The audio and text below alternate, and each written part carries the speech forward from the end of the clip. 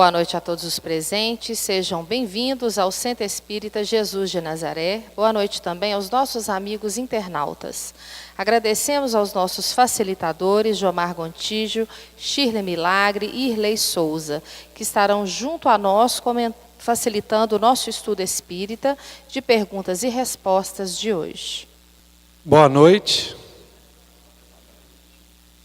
Também boa noite aos espíritos desencarnados presentes que a gente não pode ver e também aos internautas que vão nos assistir pela internet, porque esse estudo é gravado e depois disponibilizado pela internet.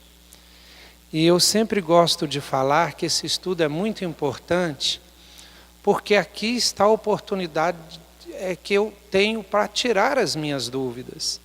A palestra ela já tem um tema definido que talvez não seja a dúvida que eu tenho. Então hoje eu posso ali chamar a pessoa, fazer a minha dúvida e a gente aqui vai se esforçar para responder. Então é a oportunidade que vocês têm de fazer essas perguntas e que o Espiritismo, o Consolador prometido, com novos conhecimentos a respeito dessa vida, da vida futura, depois da morte do corpo físico, pode esclarecer. E o esclarecimento tem como consequência o consolo. Muitas vezes a gente tem medo por falta de conhecimento. Quando a gente passa a conhecer, o medo desaparece. Quando está tudo escuro, a gente tem medo de cair, a gente não enxerga, fica temeroso. Mas no momento que se acende uma luz, a gente já fica mais tranquilo. Então o Espiritismo muitas vezes é essa luz que a gente precisa acender dentro do nosso cérebro e dentro do nosso coração para a gente dissipar os medos, dissipar as trevas e caminhar com mais tranquilidade em direção à felicidade que todos nós esperamos. Então vou pedir o Irlei para começar a responder. E depois a nossa companheira Shirley.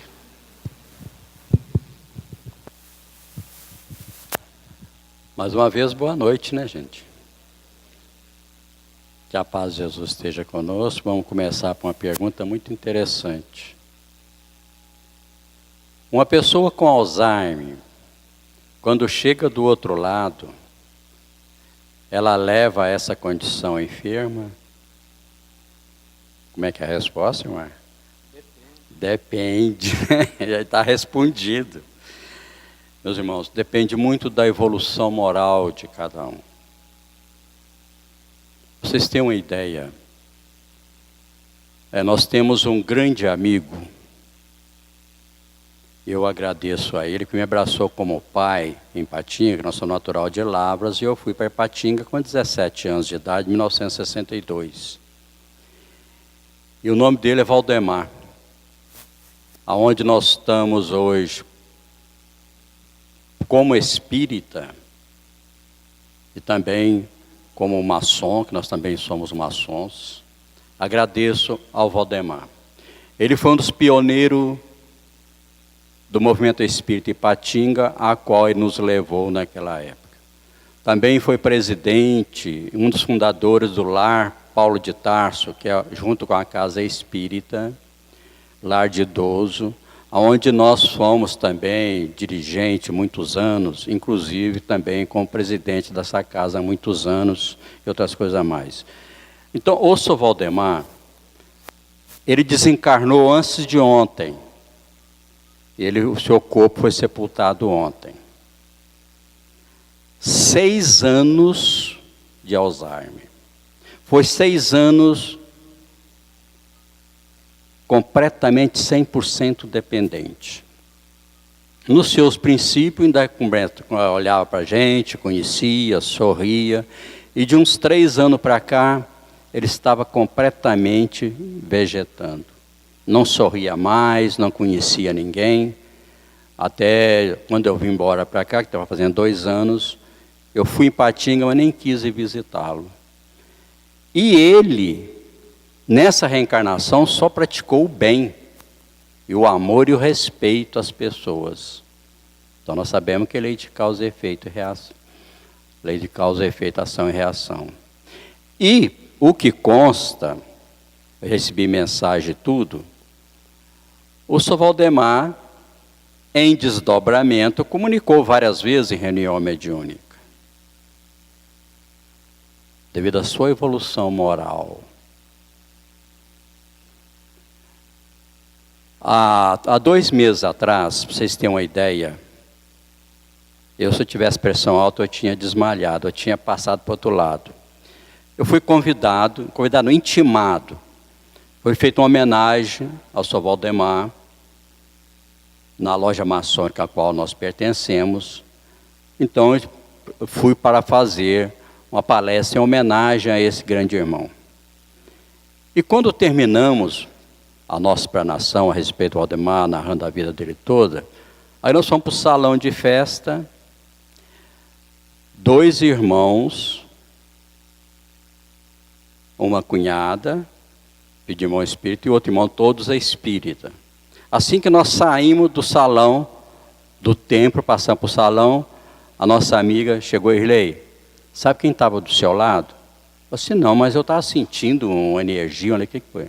Adivinha? Eu disse, não sei, o Sr. Valdemar estava do seu lado. Ele estava com o braço no seu ombro, porque ela é evidente.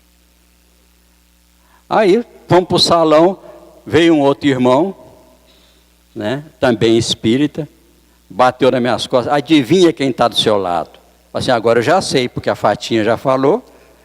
Pois é, ele estava do seu lado, e todo sorridente.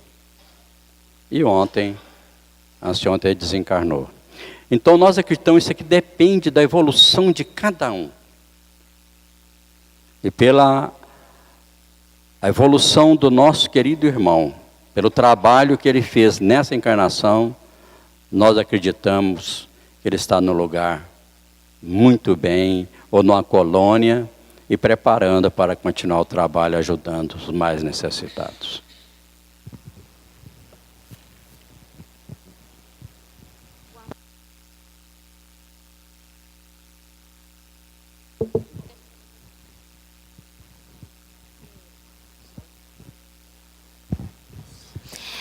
Bom, é uma alegria muito grande estar com vocês aqui novamente, viu? E vamos começar aqui com uma pergunta importante agora, nessa semana da AME pela Vida, né? O caso de mulheres que interrompem a gestação no início, gravidez indesejada. Bom, pelo que eu estou entendendo, o aborto provocado, né? Na realidade, o que a gente tem que frisar inúmeras vezes é que a vida é uma oportunidade muito abençoada. A vida, por piores que sejam as condições que a criatura vem ao mundo, condições sociais, condições biológicas, condições emocionais ou familiares inadequadas, por piores que sejam as condições, a vida, a vinda ao mundo, o mergulho no corpo físico é sempre uma oportunidade que deve ser abençoada. Todos nós, como espíritos imortais, nós nos desenvolvemos, nós progredimos através dessas inúmeras idas e vindas do plano espiritual à Terra, da Terra ao plano espiritual. Nenhum de nós conseguiria progredir, nenhum de nós conseguiria fazer as conquistas dos seus valores em todo o âmbito moral, espiritual e de conhecimento da ciência, se não fosse as diversas idas e vindas da terra ao céu, do céu à terra, né? E a interrupção de uma gestação, na realidade, representa a perda de uma oportunidade. A perda de uma oportunidade para aquele que estava vindo, que é extremamente importante, e a perda da oportunidade para aquela mulher que poderia estar participando ativamente na proposta de regeneração, na proposta de evolução deste mundo para um mundo melhor. Na realidade, nós mulheres, nós temos esta missão, e o nosso corpo físico, ele foi designado para o desempenho dessa missão, porque senão esta atribuição de fornecer o invólucro e permitir a vida no planeta poderia muito bem ser atribuído também aos homens, ao sexo masculino.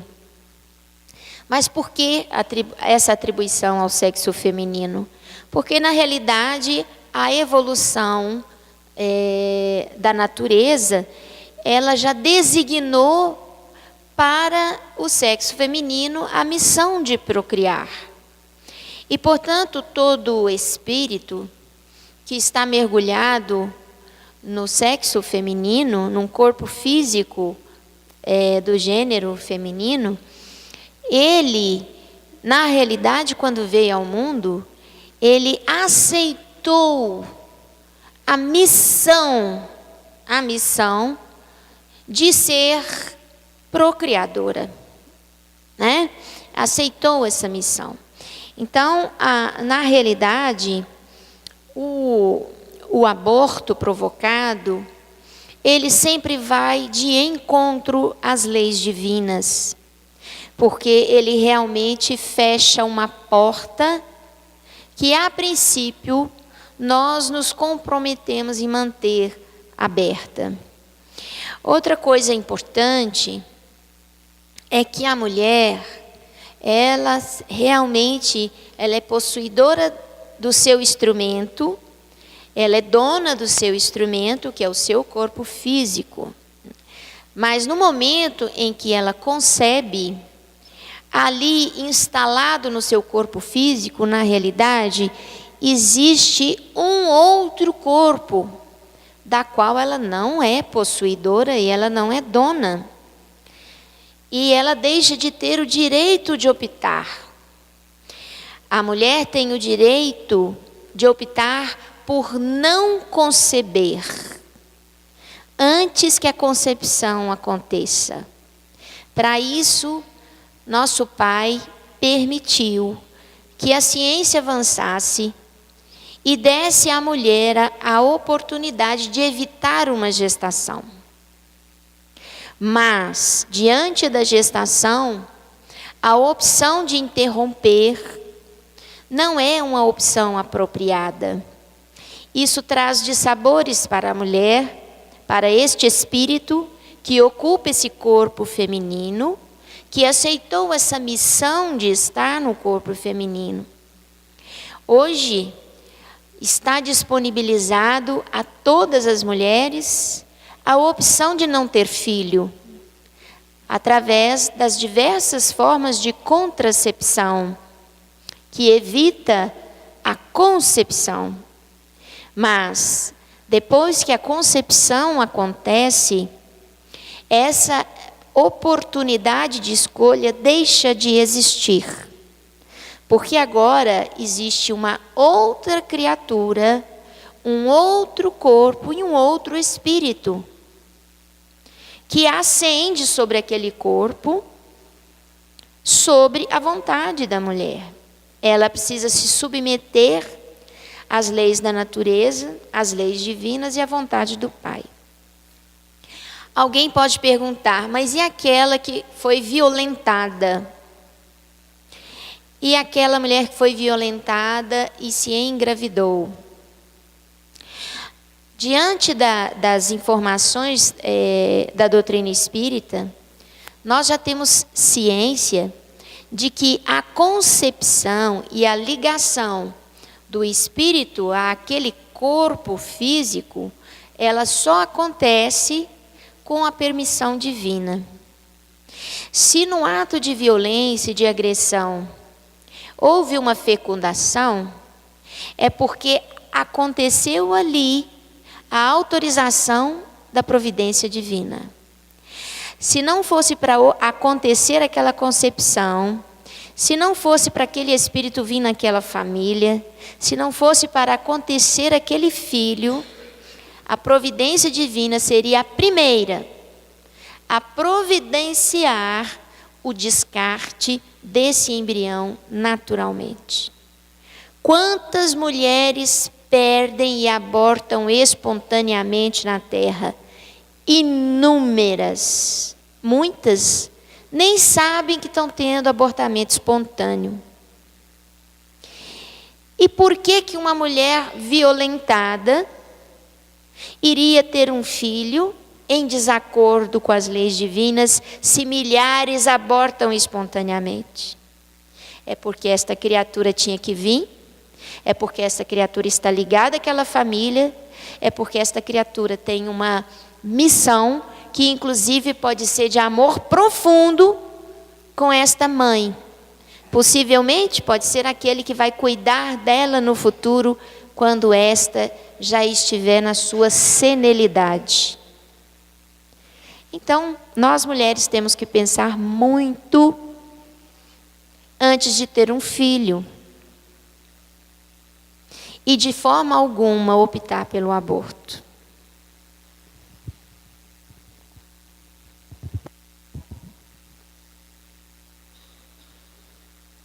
Recebemos já uma pergunta da noite de hoje, que é uma pergunta muito comum, a gente já respondeu elas várias vezes, né? Deve ter na internet aí, mas vou tentar respondê-la de uma forma bem objetiva, que é a seguinte: como saber se possuo algum tipo de mediunidade e como desenvolver essa mediunidade? Então, respondendo a primeira, todos aqui possuem algum tipo de mediunidade. Porque, pela própria definição de mediunidade, que é ser sensível à influência dos espíritos, todos nós somos, em maior ou menor grau. Principalmente o nosso mentor espiritual, ele tem uma capacidade muito grande de nos intuir, porque é sintonizado conosco e nos acompanha desde o nascimento. Então, todos nós somos capazes de sentir essa influência. Agora, será que somos médiuns ostensivos? A mediunidade ostensiva que eu acredito que ela tenha perguntado, é essa mediunidade que se expressa de uma forma muito visível, muito clara, muito objetiva. E aí, o simples fato da pessoa perguntar, será que eu possuo? Provavelmente não. Porque essa mediunidade, quando ela é ostensiva, a pessoa tem certeza que possui, porque alguma coisa diferente acontece com ela. Ou ela é capaz de ver os espíritos, vidência, ou clarividência, que é ver espíritos em outros lugares, em outras dimensões, e não só no espaço que ela está. Ela é capaz de ouvir os espíritos, audiência ou clareaudiência. Ela é capaz de acontecer com elas fenômenos físicos, fenômenos como a psicofonia, psicografia. Então, esses fenômenos vão acontecer de uma forma natural. Então, ela tem a mediunidade ostensiva. E aí ela pergunta, como desenvolver a mediunidade? Desenvolver a mediunidade, pensa assim, então, eu tenho uma mediunidade muito pequena, né, pouca sensibilidade, eu vou aumentar a minha sensibilidade. Então, esse desenvolvimento é ao longo da vida, ou das vidas, das existências. É um desenvolvimento onde você vai ter que desenvolver espiritualmente, intelectualmente e moralmente. Então, não é uma coisa de uma vida só. Numa vida, você pode desenvolver um pouquinho. O que eu preciso saber é o seguinte, se eu tenho a mediunidade ostensiva, é como educá-la. É como fazer com que essa mediunidade só traga benefícios para mim e para todos os outros. Porque a mediunidade é também uma capacidade, um talento, digamos assim, como todos os outros, que Deus nos dá ou nos permite para que possamos multiplicar as benesses no mundo. Assim como o dom, por exemplo, um dom artístico de pintar, né, de tocar música, isso existe para que a gente aumente a felicidade, a bondade e o bem no mundo. Esses dons só existem para que a gente possa, através dele, fazer a evolução do planeta, da sociedade e de nós mesmos. Assim também a mediunidade. Então eu tenho que educar a mediunidade, e aí é muito importante a questão da sintonia, porque se mediunidade é comunicação, eu comunico com quem? Né? Então eu trabalhar para que eu me sintonize com a luz, e não com as trevas. Que eu me sintonize com o alto, com o bem, e não com o contrário disso. Basicamente é isso. Agora eu vou aproveitar, se me permitem, responder essa pergunta aqui que eu achei muito interessante, que tem a ver com o desenvolvimento da mediunidade. Que é o seguinte: explique a passagem onde Jesus fale: amai ao inimigo como a ti mesmo. Só que Jesus não falou isso. Ela misturou duas passagens evangélicas. Jesus falou o seguinte: ame o outro como a ti mesmo. E em outro momento ele fala para amar o inimigo. Nesse momento que ele fala para amar o inimigo, ele está comparando os apóstolos dele com os gentios e os fariseus. Ele fala mais ou menos assim, ó: amar os amigos é fácil, né? Amar o Irley, que é essa doçura de pessoa, é fácil, né? Amar a Shirley também é fácil. Amar minha mãe, meu pai, meu amigo é muito fácil. Os gentios fazem, os fariseus fazem. Agora, eu vos digo: amai vossos inimigos. Aí já é difícil. Como é que a gente vai amar os inimigos? Geralmente ele fala: vos disseram, odiai vossos inimigos. Porém, eu vos digo, amai os vossos inimigos. Então Jesus tinha uma ética surpreendente, uma ética avassaladora e superior à ética, não só da sociedade dele, de 2000 anos atrás, mas até hoje. Quem consegue amar os inimigos? Quem de nós aqui? Imagina um adversário. Quem aqui? Levanta a mão, quem consegue? Ninguém? É difícil. Kardec vai explicar lá no Evangelho segundo o Espiritismo que amar os inimigos não é exatamente amar como você ama os amigos, não. O que Jesus quis dizer com isso é não odiá-los, não desejar mal. Se você tiver uma oportunidade de ajudá-los. Então, Kardec dá toda uma orientação que é no sentido, inclusive, de perdoar os inimigos. No sentido de não preservar dentro de si mesmo o sentimento de ódio, de qualquer coisa ruim que fique em relação, de vingança. Karine lembrou, não ter vingança, não ter desejo de mal. Isso já está excelente. Excelente. Agora o Espírito de Pedro, que nos orienta nas nossas reuniões, inclusive do estudo do Evangelho, né, na construção do ética de Jesus, ele nos fala o seguinte, Shirley, que amar os inimigos é também amar os inimigos dentro de nós.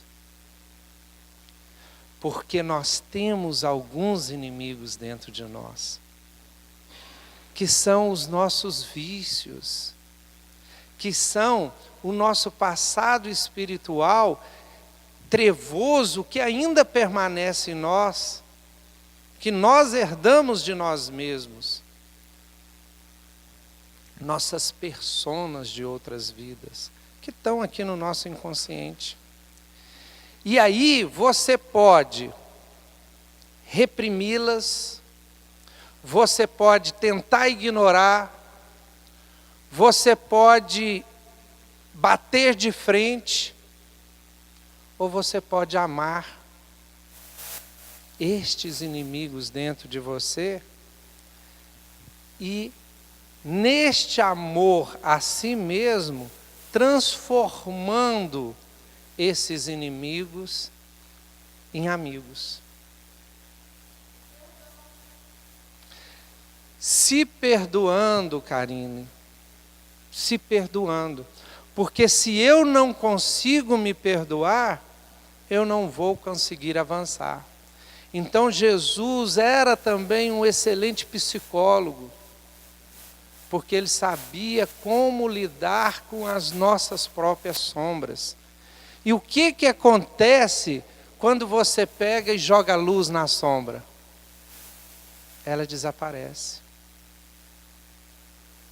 O que acontece quando você transforma um inimigo em amigo?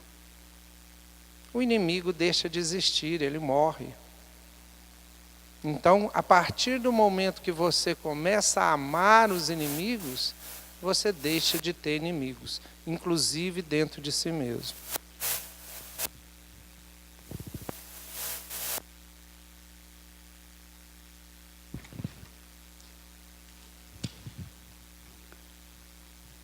A doutrina espírita, ela explica sobre a doação de órgãos.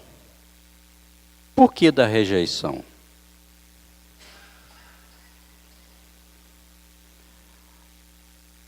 Existem várias comunicações, orientações a espírito em vários livros. Nós não vamos falar os nomes do livro, não, que eu pedi ao Simão Pedro para me dar água para tomar banho, para mim, porque ele fala tu capítulo tal, página tal e tal, mas ele não quis deixar eu tomar banho na água dele ainda não. Então nós não vamos citar para não citar número errado e tudo. Mas o que a doutrina nos orienta, ela não é contra a doação, mas que a orientação espírita, inclusive de Manuel Filomeno de Miranda, Viana de Carvalho, através de Divaldo Pereira Franco, e mais alguns que nós não lembramos agora no momento, que para ter essa doação de órgãos, o ideal seria ter autorização daquele irmão que está para desencarnar e doa o seu órgão. Porque pode acontecer, como nós já participamos, que nós dirigimos reunião mediúnica muita vez. Certa vez, manifestou um irmão na reunião mediúnica. A pessoa passou aqui, a gente fala acolhimento, nós fala tratamento. A palavra só muda o sinônimo, mas tudo é a mesma coisa. E na reunião mediúnica, o irmão manifestou, mas muito nervoso. E nós que estava dialogando com ele, que nós era dirigente de reunião naquela época. Porque queria o órgão dele de volta. Porque para ele ainda, ele não tinha tomado consciência que tinha desencarnado. Então, antes que para os médicos tinham tirado o fígado dele, tinha passado para aquela pessoa. E estava obsidiando aquele companheiro, porque queria o fígado de volta. Que ainda não tinha aquela consciência que tinha desencarnado. Então, a doutrina não é contra, mas o que orienta é a autorização. Nós temos um grande amigo que desencarnou também recente, estou só contando para você que desencarnou, daqui um dia eu estou indo também, minha barba está de molho. Ele também foi um grande amigo nosso, doutrina espírita. Ele estava já doente e tudo, então ele assinou uma documentação que queria que doasse todos os órgãos dele, autorizando. E assim foi feito. Assim que ele desencarnou, ele estava na casa de um filho aqui, perto de de Ouro Preto. E em Ouro Preto mesmo foi feita toda a doação dos órgãos que tinha condição de doar. E ele já manifestou também em reunião, feliz, que estava no lugar bem, que ele ajudou um irmão que precisava. Aliás, ajudou vários. O coração foi para um, o fígado foi para o outro, e etc, etc. E quanto à rejeição, é a lei de causa e efeito, meus amigos. Nós colhemos o que plantamos. Então, tudo depende. Se aquele irmão que foi receber um órgão de alguém, mas ele tem mérito, aquilo é aceito. E nós já presenciamos vários casos também de pessoas que receberam órgãos, tornaram grandes amigos, são grandes familiares hoje, considera aquele companheiro que doou o órgão como um grande irmão, aquele que salvou sua vida. Tem N e N casos disso. Agora, quando há rejeição, porque não está no momento, na hora. E nós colhemos o que plantamos. Palavras do Cristo, está lá em João. A plantação é livre, a colheita é obrigatória. Então, muitas vezes acontece essa rejeição, porque não é o momento. E aquele irmão ainda não está preparado e não tem méritos para que continue. Era o momento dele realmente desencarnar.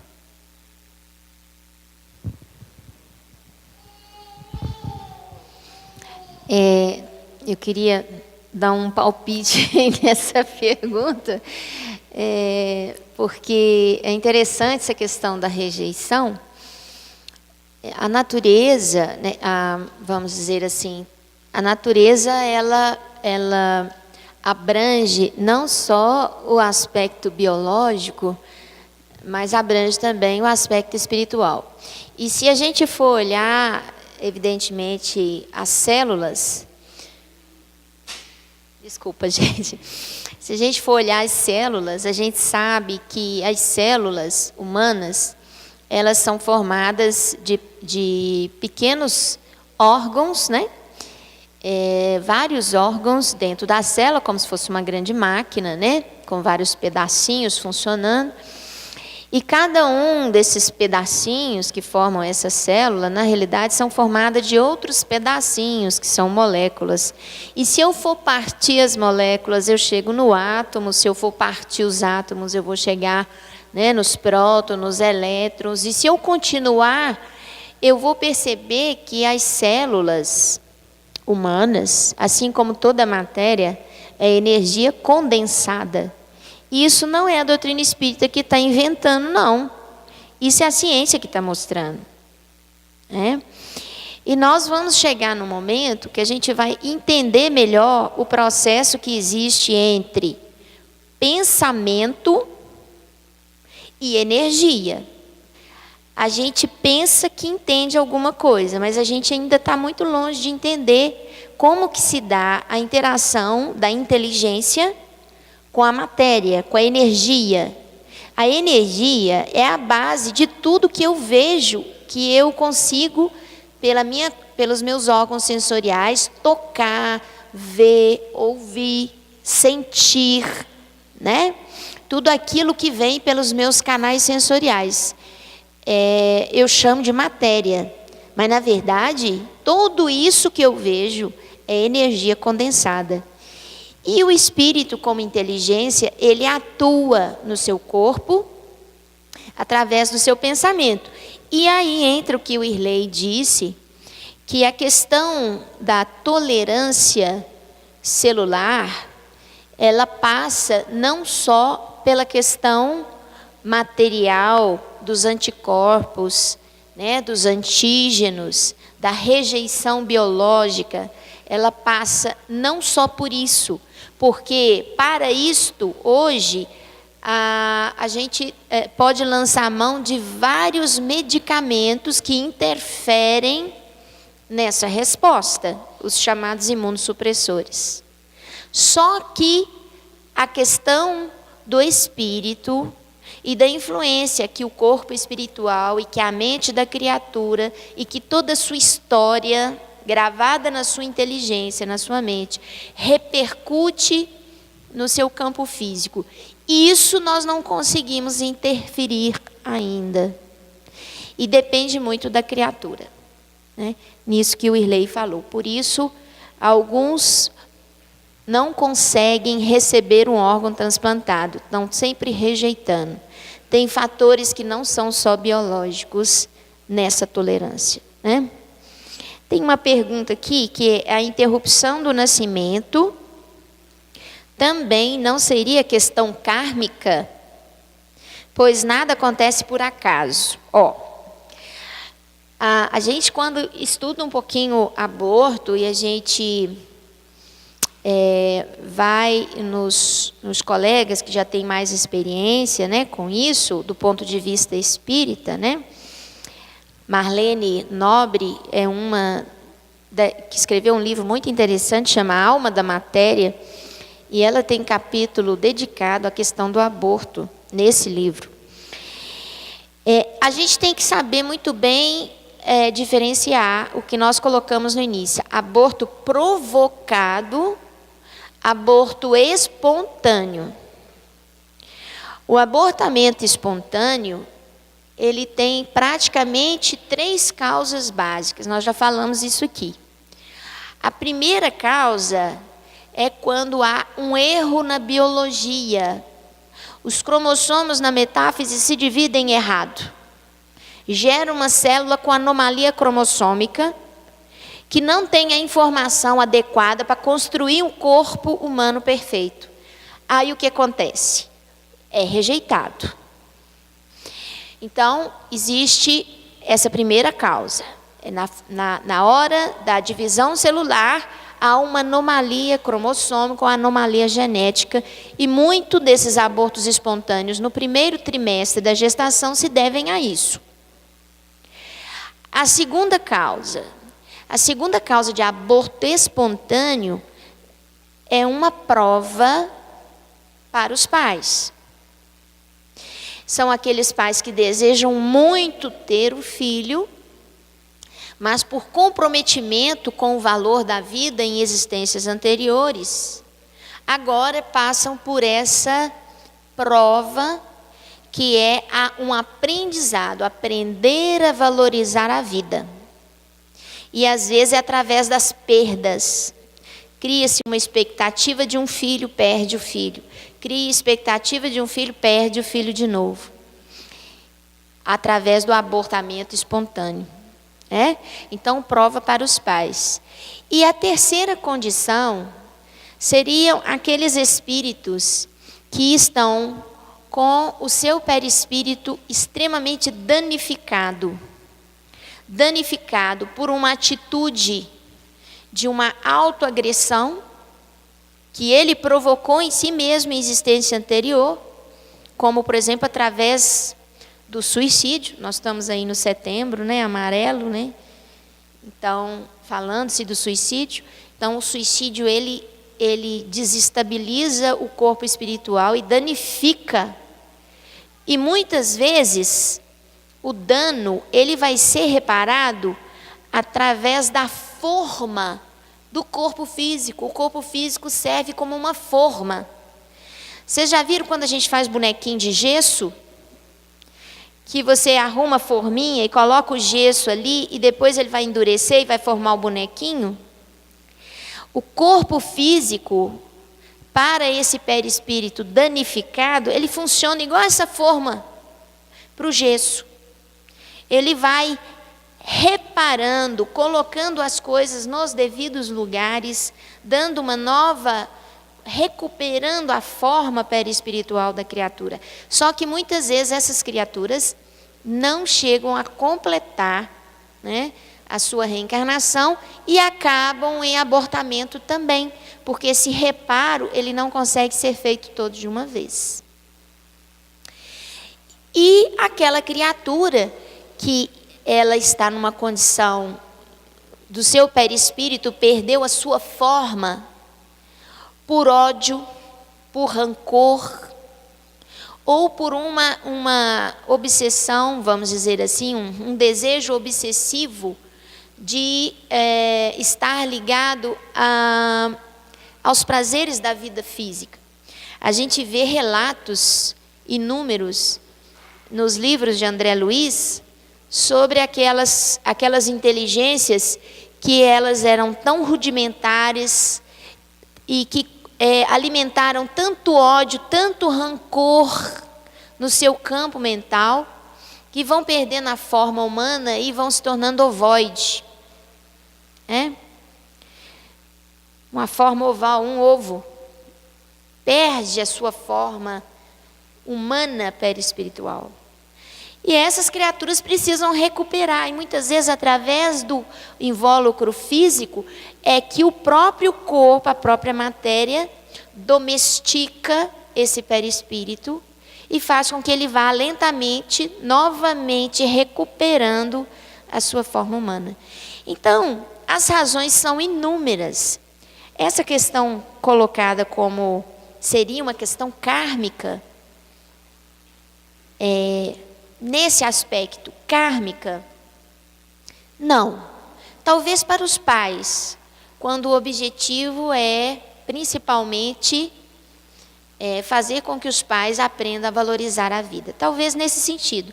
Mas nos outros sentidos, ou é um acidente biológico que acontece, ou muitas vezes é a recuperação de um corpo perispiritual destruído, que pode ocorrer por vários motivos.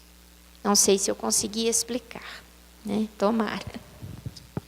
Muito boa explicação, Sheila. As questões são tão interessantes, né? E o tempo já está acabando. Nós temos 5 minutos. Ainda tem 2 questões aqui muito interessantes. Vou tentar dividir meu tempo com o Irley. Vou tentar usar 2 minutos e meio. Você tenta usar 2 minutos e meio. Essa aqui é uma interessante. Aposto que todo mundo já perguntou isso.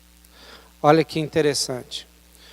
Como consigo entrar em contato com o nosso espírito guia ou espírito mestre para saber se estamos fazendo certo ou errado?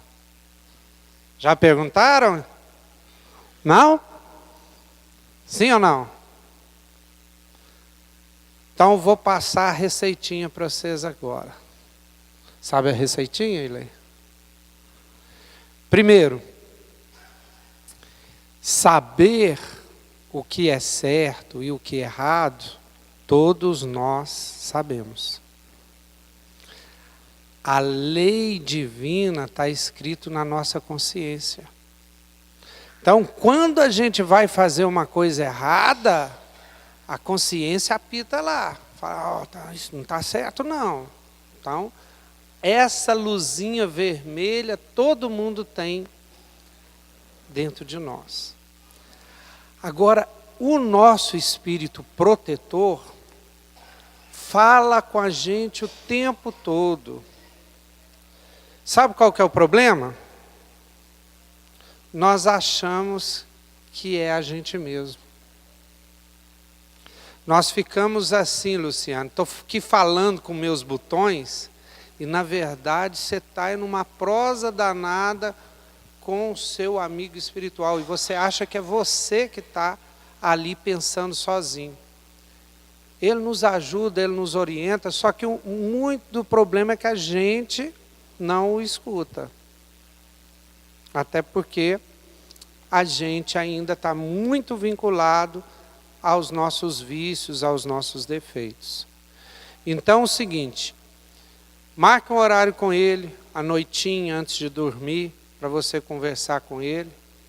Faça as suas questões e faça silêncio, que naturalmente as respostas vão vir. A gente sabe das respostas. E as respostas vão vir. Vocês vão ser capazes de perceber respostas maravilhosas que vão vir na consciência de vocês, que vêm das intuições do nosso, entre aspas, anjo da guarda. E leio 3 minutos, deixar 3 minutos para você. Meus queridos amigos e irmãos, as perguntas que estão aqui, agora dá uma palestra. Eu precisava no mínimo 30 minutos para responder para vocês. Mas a Rúbia já está aqui de olho em mim, só tem 2 minutos, já perdi alguns segundos só para falar isso. Por que a Igreja Católica e as demais religiões não acreditam no Espiritismo? Não acreditam em reencarnação? Acreditam. só devido aos seus dogmas, os preconceitos, então não aceita. Para vocês terem uma ideia, Clóvis Nunes, um grande amigo nosso, não sei se eu vou falar nele, é baiano, ele é um dos líderes da hoje da comunicação através da instrumentação, através da televisão, mídia, ele trabalha muito nessa área. Ele teve, junto com um amigo dele, bispo de Salvador, foi no Vaticano. E lá foi permitido, isso ele falou até no Fantástico.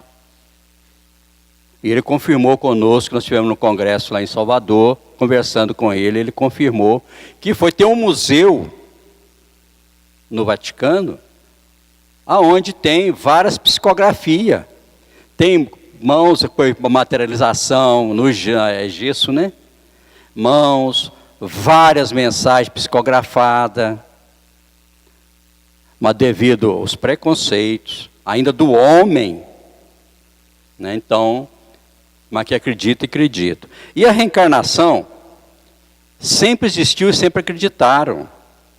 Só que no ano de 552, Isadora, ela era a esposa do imperador na época, quem mandava era ela, e ela tinha sido prostituta.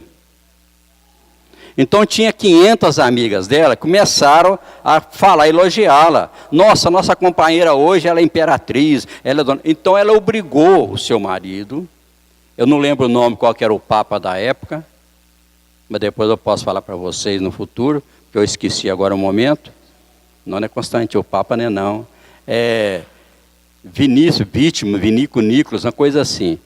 Então falou com ele, se você não tirar, porque, voltando ao assunto, ela mandou matar as 500 amigas dela, quero falar que elogiá-la, que estava denegrindo o seu nome, e forçou então o Papa no concílio, aí tirou a palavra reencarnação e conseguiu, qual que é a palavra que a igreja fala? Que nasce o mesmo corpo? A ressurreição. Mas reencarnação e ressurreição é a mesma coisa. Então sempre existiu, sempre acreditaram. Então a partir daquele momento mudou. Mas a própria Bíblia, meus irmãos, está cheia de colocações. Olha o diálogo de Jesus com Nicodemos.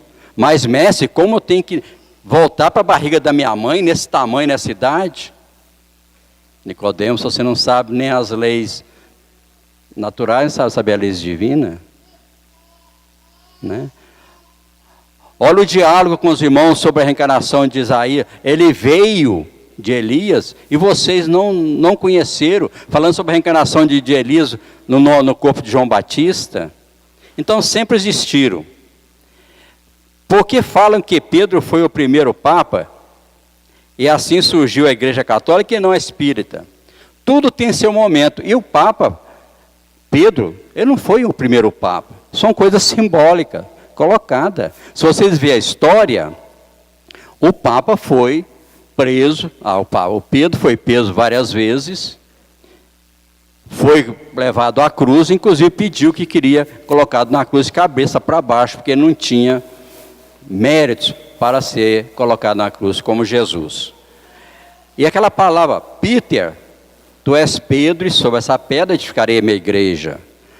Sobre esta pedra edificarei a minha igreja, é sobre a transformação, ensinamentos de Pedro, que trouxe para nós. A Rúbia chegou ali, tem outras coisas aqui. Por que o Espiritismo surgiu depois? Tudo tem seu momento. Quando Jesus pregou não o ódio, mas sim o perdão, sim o amor, o diálogo com Pedro, mas mestre tem que perdoar 7 vezes, não Pedro, 70 vezes 7, ele foi condenado pelos próprios sacerdotes, porque estava contra a lei mosaica. Então tudo, meus irmãos, não estou falando de religiões nenhuma, todas as religiões têm o seu valor, todas as religiões são para evoluir o homem, mas lamentavelmente, ainda nós, seres humanos, vai manipulando e colocando coisa que não é verdade, dogmas e preconceito, outras coisas mais.